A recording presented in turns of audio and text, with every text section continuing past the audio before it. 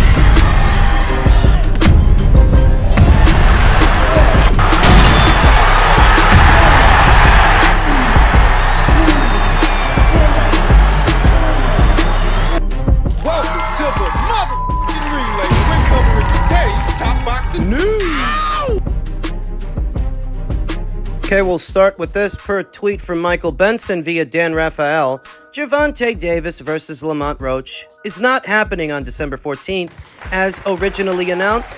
Tank has said he's hearing January is the likely new date. This is damning. That the PBC, in what is their first year of the Amazon deal, were only able to get one of their star fighters, their star fighter, Gervonta Davis, out once.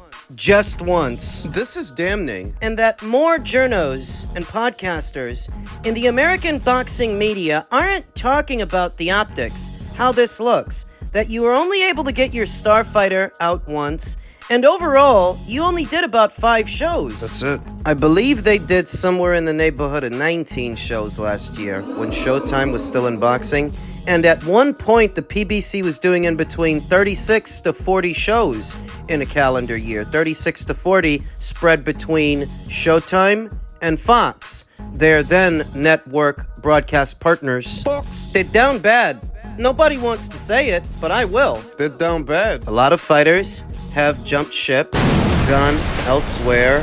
Other fighters' careers are stagnant. Nothing is happening. And they're not signing new fighters, bringing in any new blood, any fresh new faces to carry the banner into the next era of boxing, a new generation. It ain't doing that either. They don't have the resources to do it, the money to do it, the fight dates to develop talent. How many fighters can you accommodate when you only do about 5 shows in a single calendar year, one of which you didn't even pay for? Tim Tszyu's last fight, the fight with Bakram Murtazaliev, that wasn't bankrolled by the PBC. No Limit put up the money for that show. That's why you saw nothing but No Limit fighters on the undercard. You didn't see PBC guys on that undercard. So really, it's more like the PBC did 4 shows this year, 2 of which were Canelo fights that pay for themselves because it's Canelo. Come on. I don't know how they're supposed to stay in business. How are they supposed to survive like this? Keep the doors open, accommodate what fighters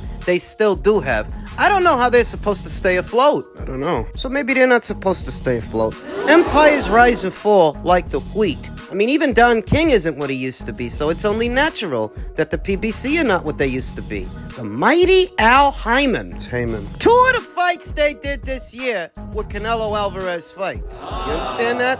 2 of the 5. 2 of them. So this enabled the PBC to get some of their boys' fight dates on Canelo Alvarez's undercard. That's what that did. God forbid Canelo Alvarez go elsewhere next year, decides to do something else, they'd be up Schitt's Creek without a paddle. Just imagine if they didn't have Canelo there this year to do those 2 shows. What would they have done? How were they going to get those fighters out? The ones that fought on the undercard. So next year, Gervonta Davis is supposed to kick things off. That's the story. His fight with Lamont Roach might go down in January. I wonder how long Gervonta Davis is going to put up with this. The difficulties that the PBC is now facing and their inability to get him other paydays like the Ryan Garcia payday that you ain't going to make that kind of money fighting just anybody, you know. Is it even worth getting out of bed for what a Lamont Roach fight pays? And a span in between fights, he loses momentum. His career loses traction. That you fought Frank Martin all the way back there whenever you fought him, and now the audience won't see you again until next year. People start to forget. People stop being interested. The podcasters can bring you up and big you up as much as they like. It's the paying customers that matter. And when you're not around, out of sight, out of mind. There's other stuff to watch. What's the likelihood that you ever unify with Boots or any of the other champions? It's very likely. I think 2025 is going to be a really exciting year for the welterweight division. I mean, we all, I feel like all of us champions currently, we have the same, mentality. Like, we all want to fight the best. We all want to bring, these big fights, to the boxing fans. And, that's more than, that's very likely. Yeah. Which of those unifications, Stanionis, Norman, or Boots, do you think is the most realistic? Like, it could really happen next year? I think all of them, for sure. I mean, they all, each of them, has its own issues, business-wise. I think realistically, Stanionis would be the easiest to make. He's fought, with PBC plenty of times. But yeah, I would love a fight, with any of the other current champions. Do you see Ennis as the toughest challenge out of the other 3 title holders? I think he's the most difficult, skill-wise. So Real Talk is anticipating a very big year in the coming year, and he's talking about unifications. One thing that caught my attention is he described the Stanionis unification as being the easiest fight to make, at least in theory, that Stanionis already works with the PBC, and yet they didn't try to make it, but there was time. Just not effort. Mario Barrios was elevated to full WBC champion, sometime in June. Eimantas Stanionis was elevated to full WBA champion in August. No, we knew this was coming. We knew it was coming because Terrence ain't dropping back down to welterweight. He's done there. So these were the guys who were going to be elevated to that position. We knew already, and so did the powers that be, and yet no effort was made to put Mario Barrios in the ring with Eimantas Stanionis before they were elevated to champions or afterwards. They didn't try. So where in his opinion, the Stanionis fight is theoretically the easiest fight to make, then why didn't they make it? No money. There's no money in that fight. There's no money for Mario. There's no money for Stanionis. There's no money at the PBC. And as significant as this fight would be to the welterweight division, it's a significant fight, but it's not a big fight. It's not a money maker, so they didn't try to make any. Didn't try to make it. If both boys can stay champion long enough for next year to get here, will they try? Will they try to do it? Not if their situation doesn't change. The PBC's financial situation. They need a broadcast partner because in many ways they don't have one. You shouldn't think of Amazon as being their partner. They're partnered up with the PBC and they are invested in their success. They're not. That's not the arrangement. And it's not because Amazon doesn't have money. They have money, plenty of it. They have resources. They have their own movie studio. They produce their own shows. So if they wanted to make an active effort to invest in the PBC, of course they could. But a year has come and gone, and they haven't. And I don't get the sense that they will in the coming year. Thus, the PBC needs a broadcast partner, a new one, a real one, that will make more of an investment than Amazon has to make fights like this possible, because until somebody's putting the money up, it ain't. I didn't hear him mention Brian Norman, though I don't see why he would. It's not like Brian's people are putting up any money for unifications. Few months ago, we saw both Jaron Ennis and Eddie Hearn jointly become subject to a lot of criticism from a lot of idiots for making the offers, making the effort that none of these other outfits are making to unify this division. The way I see it, Boots is the only guy with any kind of real money behind him and real promotion.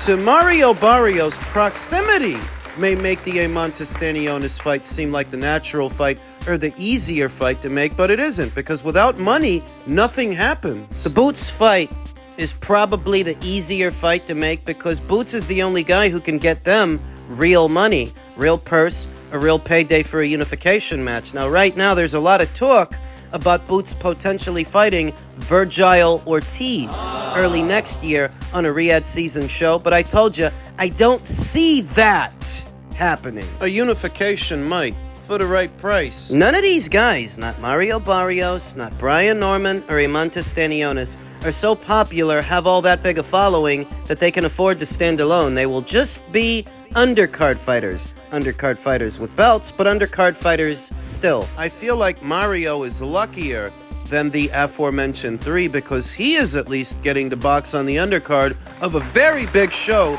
in Tyson versus Jake Paul. Bit more fortunate than a Stanionis or Brian Norman. He's luckier, but luck eventually runs out.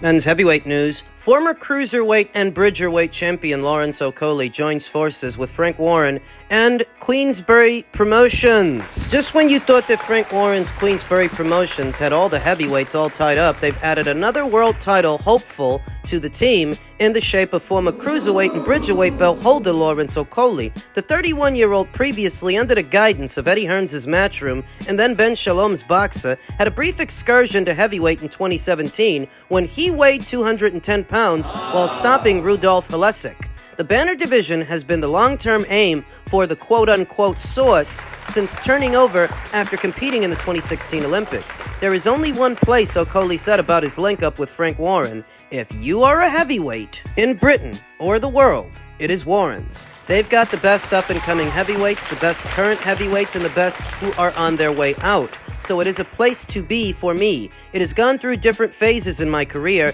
and I needed to find a home that would cater for this next period, right to the end of my career, which is the heavyweight dream of becoming a 3-weight world champion.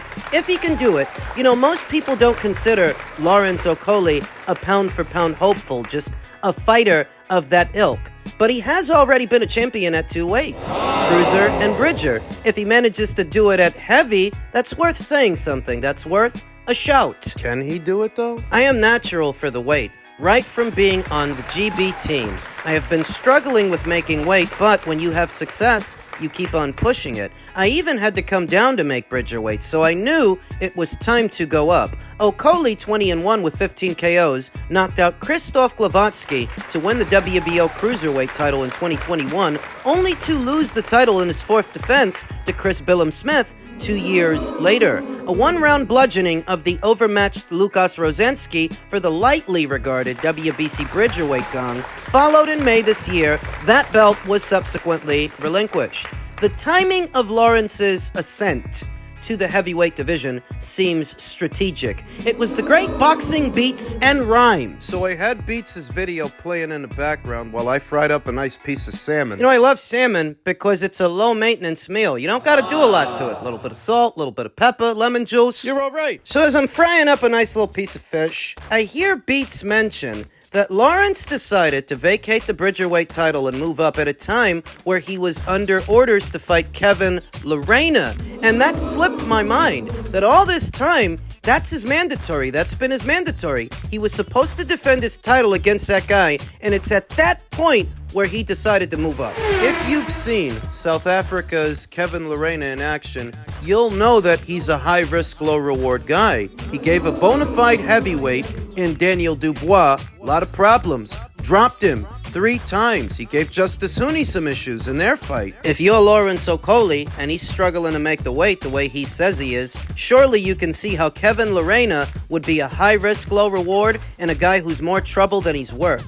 Now, Frank Warren currently guides Tyson Fury, Daniel Dubois, Fabio Wortley, Derek Chisora, Joe Joyce, leading heavyweight prospect Moses Italma, and has recently represented top contenders in Joseph Parquier and Zile Chang. And that's not all they've got at heavyweight. They also signed an unbeaten Ukrainian, and they still have David Adelaide. I am thrilled to add Lawrence to our burgeoning heavyweight ranks here at Queensberry, and I fully expect him to increase our successes in this marquee division, said Warren. Lawrence possesses all the attributes to make a big impact at heavyweight, and he will relish being released of the burden of cutting weight, allowing his natural talent and power to shine through. Power. There are so many exciting fights and options out there for Lawrence, and I am so looking forward to getting him started again, which is true.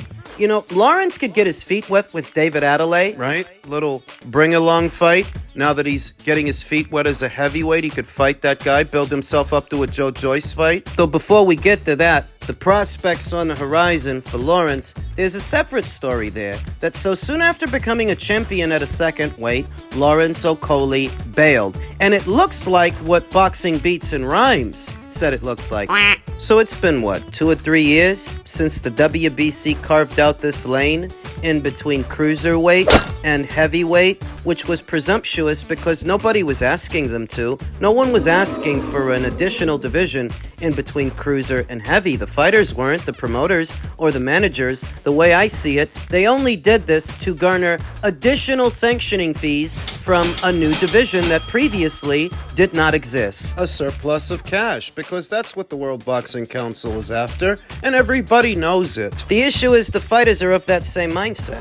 They're after the money too. They're gonna go where the money is. And if the money's not at Bridgerweight, then they're not gonna go there. It's that simple. There's more going on at cruiser and heavy than Bridger. There's more money flowing. There's more happening. More major promotional outfits have prize stallions at either cruiser or heavy than Bridger. Matchroom has a champion there, Golden Boy has a champion there. Boxer and the heavyweight division, the granddaddy of all divisions, pick your poison. There's plenty to choose from and lots of money to be made. Not just as it pertains to Lawrence, in a very general sense, there isn't much incentive for a fighter to campaign as a Bridgerweight. And until the World Boxing Council can populate this division with popular fighters and known fighters, fighters at least that are backed by major promotional outfits that box on major platforms, until that happens, yeah, this division's never gonna get off the ground. It's been 2 or 3 years since they made it. And it is where it always was.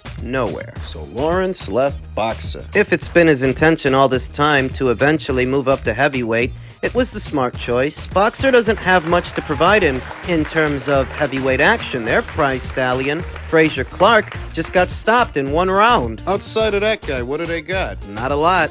Not at heavyweight. So Lawrence made the right move, but you can't help but think that that's Mutt and Ben Shalom's eye. They spent all that money to bring Lawrence Okolie over. And in the end, he left them the same as he left Matchroom. Only thing he did at Boxer was lose his WBO Cruiserweight title and pick up a WBC Bridgerweight title that nobody cares about. Was he over there? 4 fights? 3-4 fights? The David Light fight? The Chris Billum-Smith fight? And then the subsequent Lukas Rozansky fight. So that's about 3 fights. That's how long he was over there. He's at Queensberry now, and he made the right decision. They do have a lot to offer him. Could start him off with a David Adelaide fight. Built that up into a Joe Joyce fight. I could see that. Maybe a showdown with Fabio Wortley. They could do that. There's also Daniel Dubois. Lawrence has always had very generous physical dimensions for a cruiser, for a bridger. He's got a lot of height, he's got a lot of length, and he can punch. Now, can he punch as hard as a heavyweight? We'll see. Historically, Lawrence isn't what you would describe as a fan-friendly fighter. His fights, at least historically, have been sometimes hard to watch. All the wrestling, all the clinching, the holding. It's annoying. But in his last fight, that was a breath of fresh air. The way he got right to it, he got right at it. Stopped Lukas Rozansky in, 1 round? Just letting his hands go, using those long levers and using his power, being aggressive. I think that's the most fun Lawrence Okolie fight I've ever seen. The most entertaining. So if he can stay that guy, stay in character, stay like that, he might do all right. He might. We'll see.